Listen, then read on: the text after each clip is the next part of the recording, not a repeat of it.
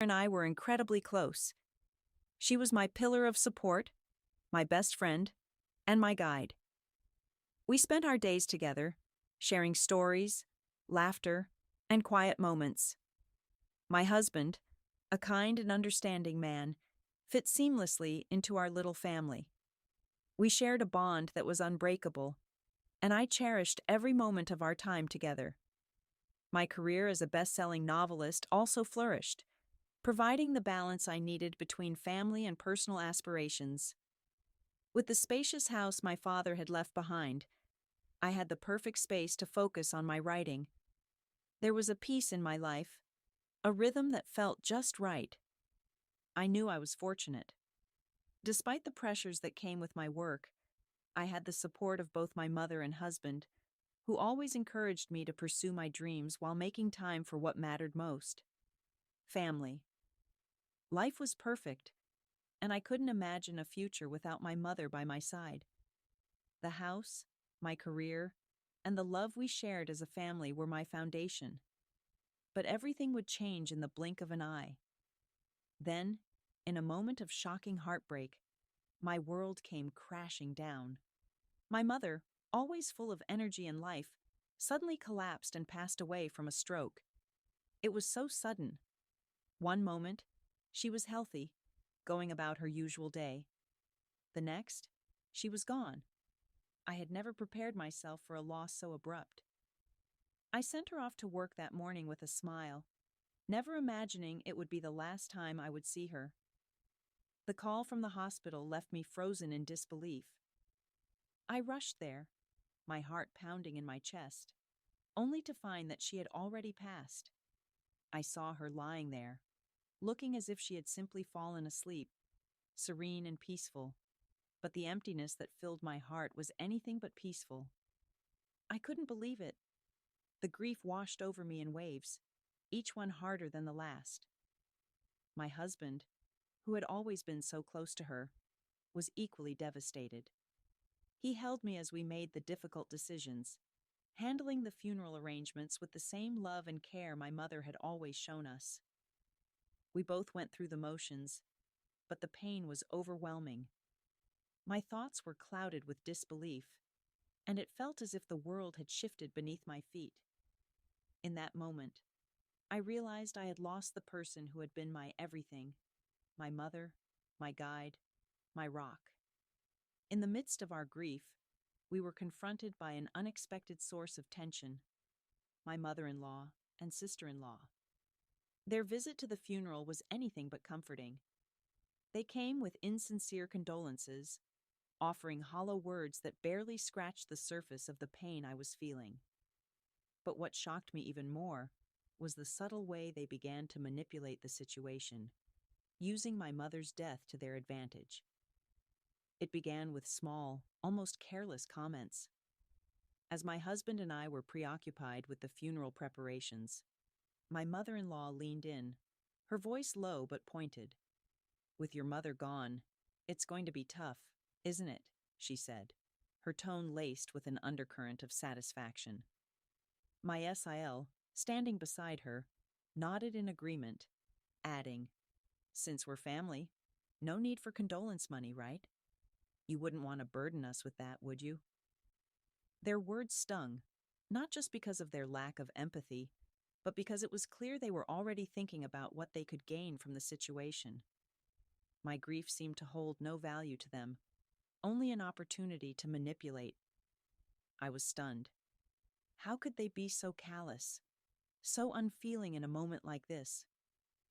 Before I could gather my thoughts, my husband, who had been busy with other mourners, noticed the exchange and quickly intervened, shutting down their attempt to stir up trouble.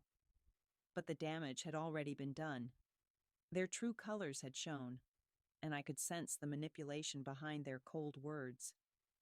As we continued to manage the wake and funeral arrangements, the tension in the air was palpable.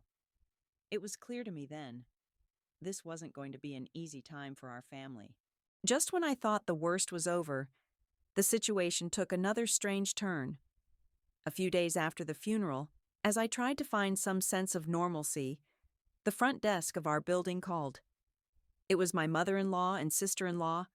They were at the front door, and they wanted to come up. I was confused. We hadn't seen or heard from them since the funeral, and now, out of the blue, they were here. I opened the door to find them standing there, looking as if nothing had happened, completely unfazed by the grief we had been going through. "We're moving in today," my mother-in-law declared, as though it was the most natural thing in the world. My husband and I stood there in stunned silence. "This is our home now, right? Show us around," she demanded. My sister-in-law, who stood beside her, nodded in agreement as if they were entitled to take over. I was taken aback, struggling to comprehend what they were saying. They couldn't be serious, could they? This was my home, the home my father had left to me, and I couldn't understand why they thought it was theirs for the taking. We tried to explain to them that this was a private space, but they were having none of it. They insisted that since my mother was no longer here, it was time for them to move in. They showed no understanding of the boundaries that had once existed, and their rude, almost demanding attitude left us both speechless. It was a complete violation of our grieving process. We hadn't even had time to come to terms with our loss, and here they were, demanding to take over our lives. I was in shock, but my husband, clearly just as bewildered, suggested we talk this through elsewhere, outside of the house. But they wouldn't budge. Despite my husband's attempts to defuse the situation, my mother-in-law and sister-in-law were persistent. We headed to a nearby diner to have some privacy and figure out what to do next. However, even there, they continued to push their unreasonable demands. They began to guilt-trip us, painting themselves as helpless victims in need of our assistance. "We have nowhere else to go," my mother-in-law said, her tone almost pleading. "You can't just leave us out in the cold. It's the right thing to do, don't you think?" Her words were carefully chosen, designed to tug at our heartstrings, but there was something insincere about it all. She wasn't truly asking for help. She was making an ultimatum, as if we owed them something. My sister-in-law chimed in, "We've already sold our house. You can't just throw us out now. This place is just as much ours as it is yours. You've always been the lucky one, with your big house and nice life. It's time for us to share it too." I couldn't believe what I was hearing. They acted as if the house, inherited from my father, was a communal property that they had every right to. They didn't seem to care that we were still in mourning or that we needed space to grieve. Their disregard for our emotions was appalling. It wasn't just about living together. It was clear they saw this as an opportunity to leech off my husband's wealth and status. We tried to explain that this wasn't the solution. My husband firmly stated that there was no room for them to move in, but they kept pushing, playing on our supposed family duty. "You have to let us stay," my mother-in-law insisted. "It's just temporary, and we'll help around the house. We'll take care of everything. It's only fair." The manipulation was staggering. They were trying to guilt us into letting them move in, all the while disregarding our boundaries and emotional needs. They weren't asking. They were demanding. They painted themselves as the victims, but in reality, they were taking advantage of the situation, using my grief and the loss of my mother to try to gain control over our home. My husband, visibly frustrated, refused to give in. Their persistence only grew more exhausting. But my husband stood firm. There was no way we were going to allow them to take over. As the situation escalated, I could see my husband's patience begin to wear thin. He had always been the calm one, trying to diffuse tension and maintain peace between his family and me. But as my mother-in-law and sister-in-law kept pressing their demands, something inside him snapped. The way they were treating me, the way they were trying to push us into a corner. It was too much. I could see the anger building up in him, his jaw tightening, his hands gripping the table as if trying to keep himself from lashing out. Finally, after what felt like endless hours of back and forth, he had had enough. His voice, normally steady and calm, now came out sharp and loud. cutting through the air with the force of his frustration. "Enough!" he shouted, startling both his mother and sister. "Stop acting like we owe you anything. You can't just barge into our lives and expect us to take care of you. Karen is my wife, and I won't let you take advantage of her or of me. I don't care what you've sold. I don't care what kind of mess you've gotten yourselves into. This is our home, not yours." The raw intensity in his voice left his mother and sister-in-law stunned into silence. For the first time, they realized that he wasn't going to just roll over for them. He wasn't the man they thought they could manipulate. The power dynamics had shifted, and there was no longer room for their entitlement. He had drawn a hard line, and they could see that he meant it. He wasn't just defending his property. He was standing up for me, his wife, and showing them that he wouldn't allow them to manipulate or bully us into submission. The silence that followed was thick with tension. My mother-in-law and sister-in-law exchanged glances, unsure how to respond. They had underestimated my husband's resolve, and in that moment, it was clear that they were no longer in control. In the days that followed, my mother-in-law and sister-in-law seemed to retreat, but their desperation was far from over. They knew they had pushed us to a breaking point, but rather than backing off, they doubled down. Their attempts to manipulate us took on a more desperate tone, shifting from demands to guilt trips, and eventually, outright begging. At first, they tried to appeal to my husband's sense of duty, reminding him of the family bond they supposedly shared. They insisted that it was their right to be taken in, that families should always support each other in times of need. Their voices dripped with false sincerity as they claimed they had nowhere else to go. They painted themselves as victims, further manipulating his emotions by talking about how hard it was to sell their house and how difficult it was to be left with nothing. But when that approach didn't work, they changed tactics. They began to beg outright. "Please, just let us stay for a little while," my sister-in-law pleaded, her tone trembling with fake distress. "We'll be out of your way. We just need a roof over our heads.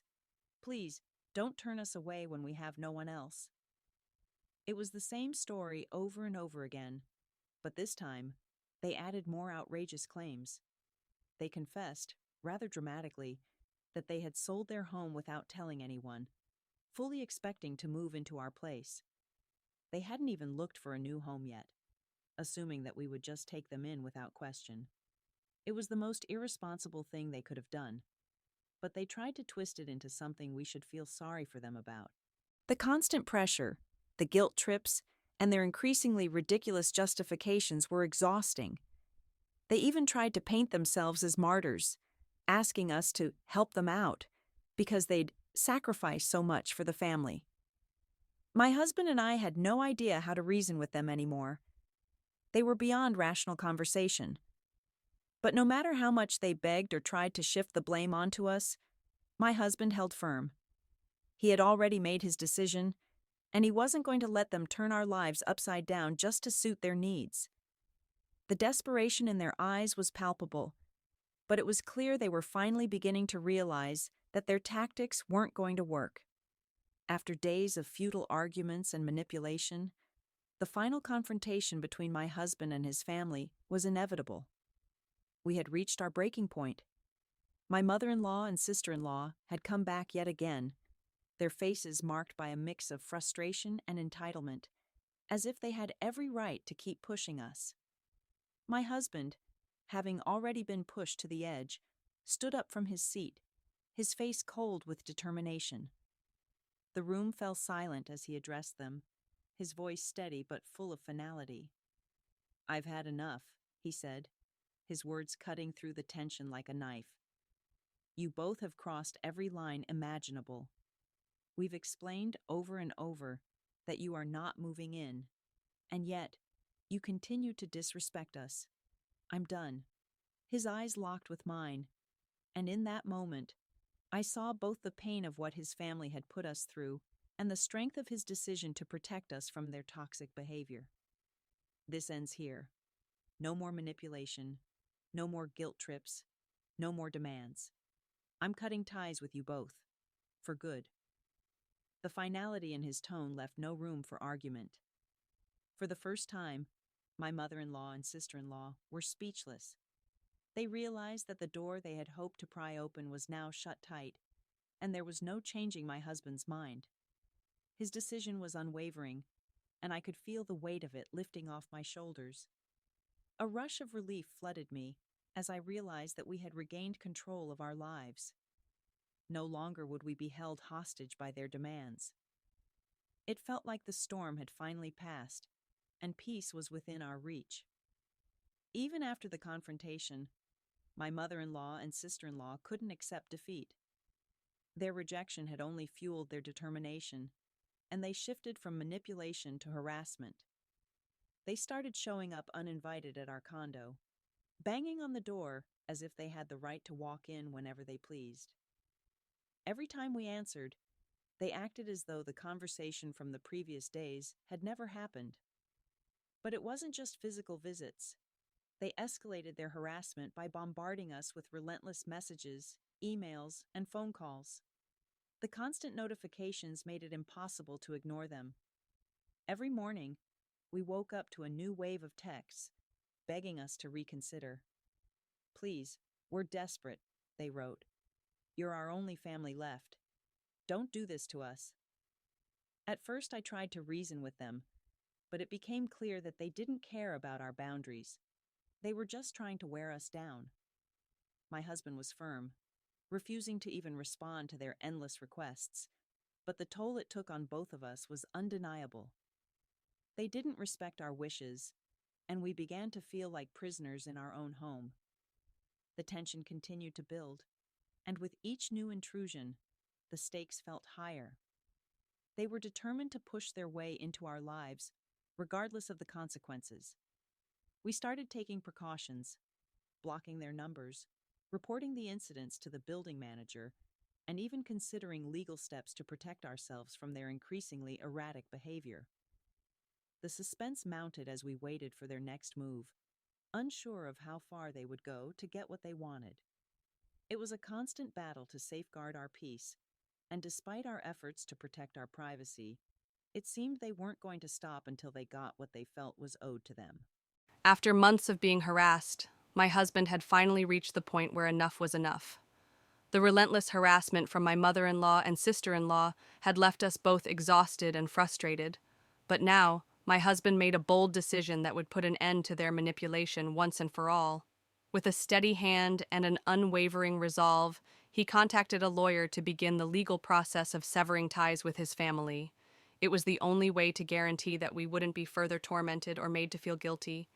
We had tried every other option: calm discussions, firm rejections, and even silence, but none of it worked. It was clear that the only language my mother-in-law and sister-in-law understood was a serious legal threat. As we took the first steps toward cutting all connections, I couldn't help but feel an immense sense of relief. Watching my husband take control of the situation was empowering. He had always been a man of patience, but now I saw a side of him I admired even more: someone who would stand up for our family, no matter the cost. We took extra measures to ensure they couldn't reach us again. We blocked their phone numbers, changed our contact information, and even took steps to ensure they were legally prevented from contacting us. Every boundary was now in place. It was a clear line in the sand. We were done.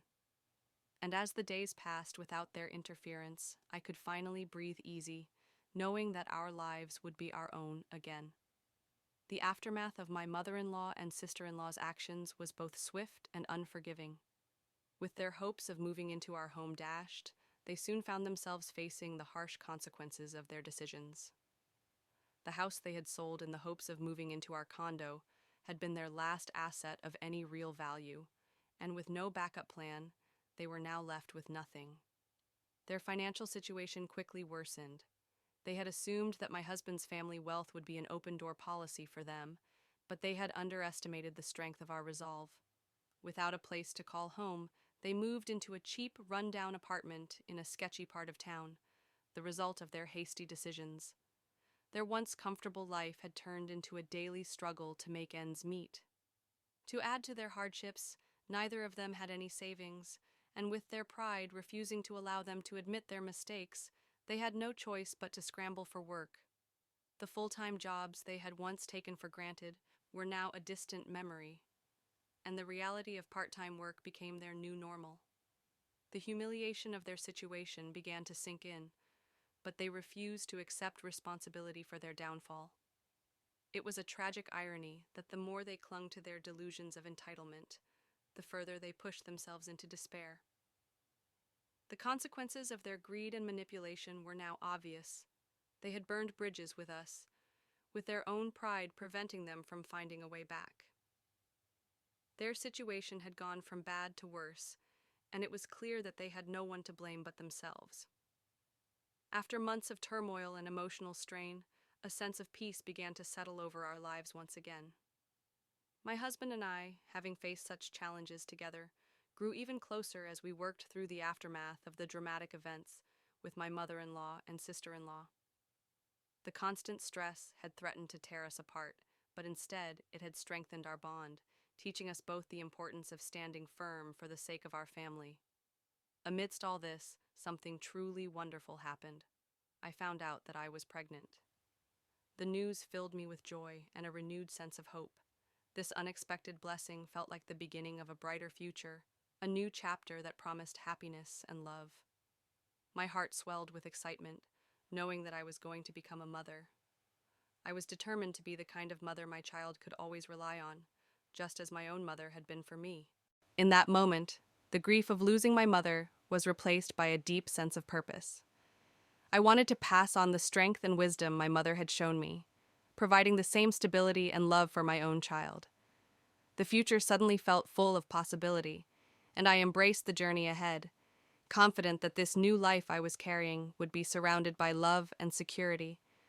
Looking back on everything that had happened, I could hardly believe how far I had come. The pain, the betrayal, and the challenges all seemed like distant memories now. I had learned to stand up for myself, to protect my family, and to never let anyone take away what was rightfully ours. The experience had taught me the power of resilience and the importance of knowing when to let go of toxic people who didn't have our best interests at heart. My marriage had been tested, but it had emerged stronger than ever. My husband and I had faced our hardships together, and through it all, we had grown even more united. Our love for each other was unwavering, and now, with the news of our baby on the way, we looked forward to a future full of happiness and new beginnings. As I prepared to become a mother, I was filled with a deep sense of closure. The past, with all its struggles, had shaped me into a stronger person, and now it was time to move forward. With a loving husband by my side and a new life to nurture, I felt ready to embrace this new chapter with hope, determination, and love. The future was bright, and I was finally at peace.